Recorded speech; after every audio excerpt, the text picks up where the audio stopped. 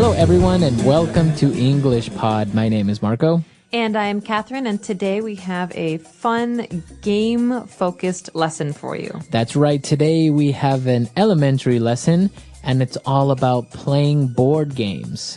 Okay, and the game in today's lesson is a famous one. It's called Monopoly. Monopoly. I don't know if you have this in your countries. It's a game in which you try to earn money and sell property and buy property. That means hotels, houses, things like Right. that. And it's very, very famous. We're going to learn more about this game today, so let's take a listen to our dialogue for the first time.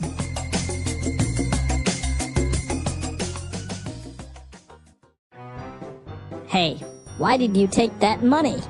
You are such a cheater. I should send you to jail. I am not cheating. When you pass go, you collect $200. Everyone knows that. Well, you can't just take the money. You have to ask the bank for money. And I'm the banker. Banker, Yes? can I have my $200, please? Sure. Here you are, $200. Thank you. Please come again. Now it's my turn to roll the dice.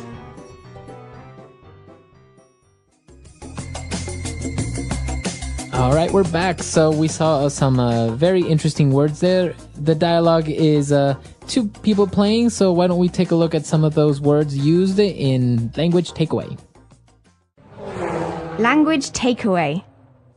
This first word we can hear when we play games. It's not a good thing to be, but it's very common. The word is cheater. A cheater. All right, and that's a noun.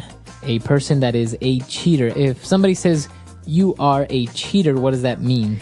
This means the person is not honest at games. For example, Marco, you and I are playing a card game, and you go to the bathroom. And then I take the cards I want. I hide the cards I don't want.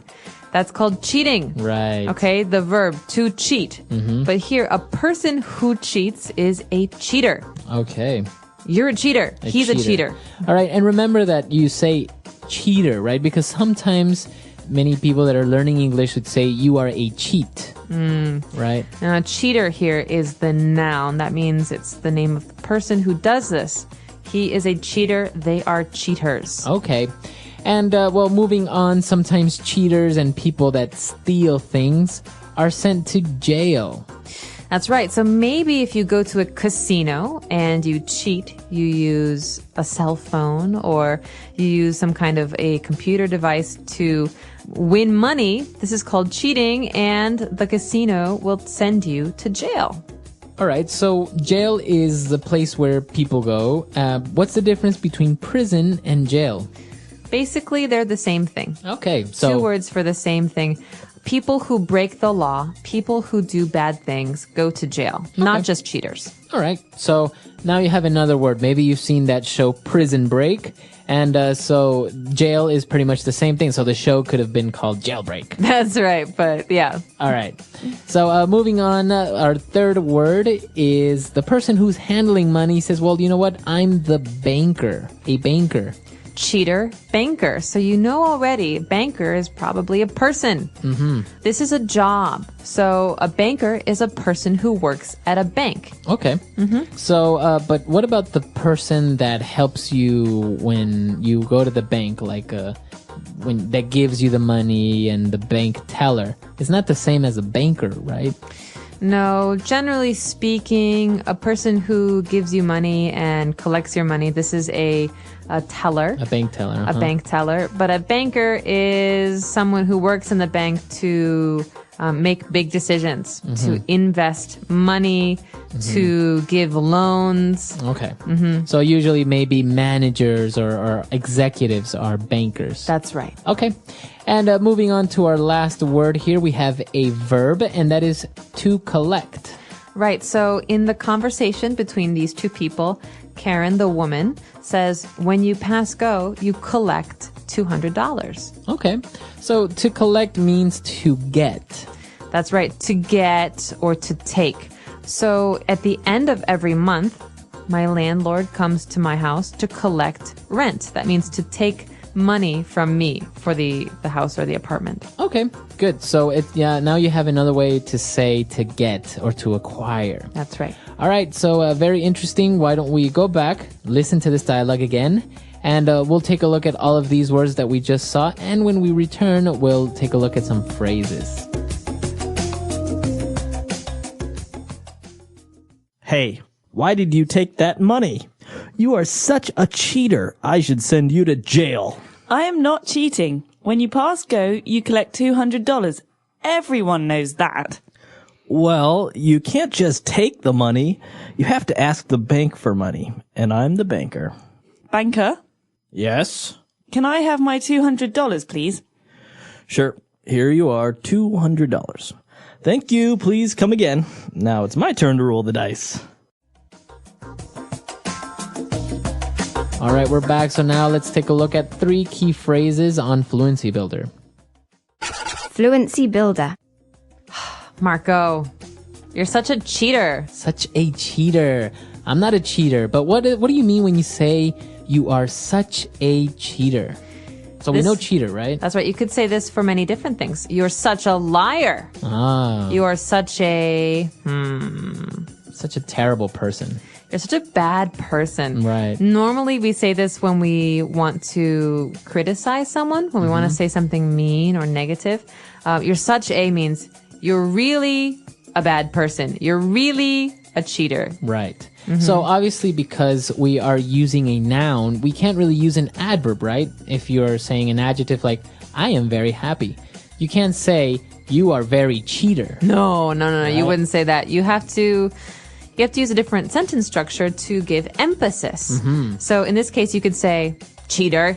Right? Okay, but that's not as strong, is it? As such a cheater. You are such a cheater. That means, gosh, you're a really big cheater. Right, exactly. So this is the way that you would use that structure, such a, and then a noun that is describing this person, right? You could also use it for positive statements like, you're such a good friend. Very good. So then you are using the adjective, you are such a good friend. You're such a nice person. Okay, excellent.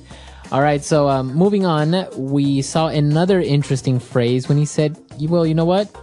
You can't just take the money. So what does he mean when he says can't just? Okay, we could say you can't take the money. This is basically a rule. You can't take the money. But you can't just take the money means there are other things you have to do before you take the money. Okay? You have to, in this case, ask the banker for the money. Or, for example, if I want to drive a car, I can't just go buy a car. I need to first get a driver's license. I need to learn how to drive. Right. I need to register. So you can't just here means there's some things we need to do before this happens. Right. You can't just means you can't do these things that easily. You have to do other things before it, as you said. Exactly. Okay, so very interesting. We will try to use that one in a sentence. But moving on to our last phrase, when the person said, you know what, all right, you want your $200? Here you are. Here you are. So sometimes people think that this phrase means you are here. Right. Which it could in some cases. Oh, yeah, that's right. So basically you're saying, I found you. Here you are. I found you. But in this case, this doesn't make sense. We're talking Right. about money. We're talking about a game. So if you think about this, here you are, you can imagine someone is giving someone else a thing. An object. So in the case of the bank teller, remember we were talking about getting money at a bank? A bank teller might say, here you are, sir, here's your money, and then Right. give you some money. So this is something we say in English when we give something to someone else. Right. Because otherwise, I guess it's strange if you just, give something to someone and you don't say anything, right? You need to say something. And if you say, here, that's very rude. Yeah. So this is a polite way to say, please take this. Right. This is for you. There you go. You might hear this at at a restaurant. Here you are. Here's your food. Here you are. Right. Okay, it's a very useful phrase. And so I think it's time for us to listen to this dialogue again. And we'll be back to talk a little bit more.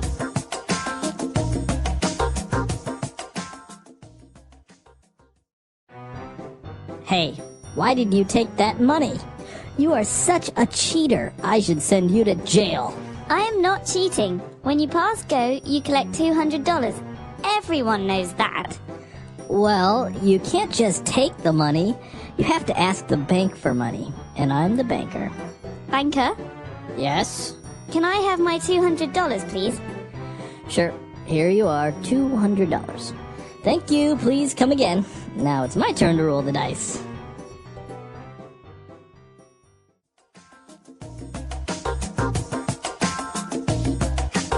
All right, we're back. So a lot of interesting words there, a lot of interesting phrases.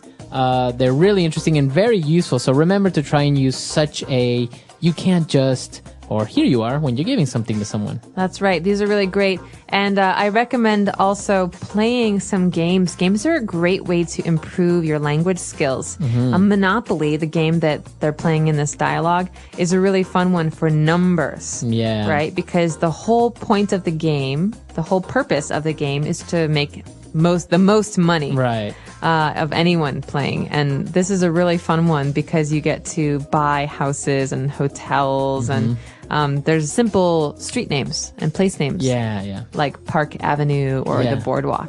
So you'll learn a lot of really great things about American culture and English. Yeah, it's a really good game, very popular. I'm sure they have it in your language, but if you could get it in English, that would be really great. And also another really good game to play with your friends to practice your vocab is Scrabble.